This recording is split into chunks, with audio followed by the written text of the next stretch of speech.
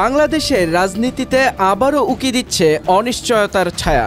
জাতীয় নির্বাচন নিয়ে জনমনে দেখা দিয়েছে সংশয়, সন্দেহ আর শঙ্কা। রাজনৈতিক দলগুলোর মধ্যেও দেখা দিচ্ছে অনৈক্য।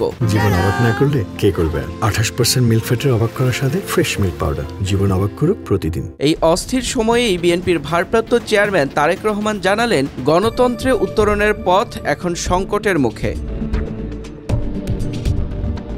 রবিবার সন্ধ্যায় রাজধানীর গুলশানে অনুষ্ঠিত বিএনপির প্রবাসী সদস্যপদ নবায়ন ও নতুন সদস্য সংগ্রহ কর্মসূচির অনলাইন পেমেন্ট গেটওয়ে উদ্বোধন অনুষ্ঠানে যুক্ত হয়ে তারেক রহমান বলেন, শেষ পর্যন্ত কোনো অগণতান্ত্রিক কিংবা অপশক্তির কাছে বিনা শর্তে আত্মসমর্পণের পথে হাঁটতে হয় কিনা সে শঙ্কা থেকেই যাচ্ছে। গণতান্ত্রিক রাজনৈতিক দলগুলোকে এই বিপদের কথা এখনই স্মরণ রাখতে হবে বলে মন্তব্য করেন তিনি বলেন, পরাজিত পলাতক স্বৈরাচারের আমলে জনগণের নির্বাচনে আগ্রহ ছিল না, কিন্তু এখন অন্তর্বর্তীকালীন সরকারের সময়েও মানুষ প্রশ্ন তুলছে, যথাসময়ে কি নির্বাচন হবে?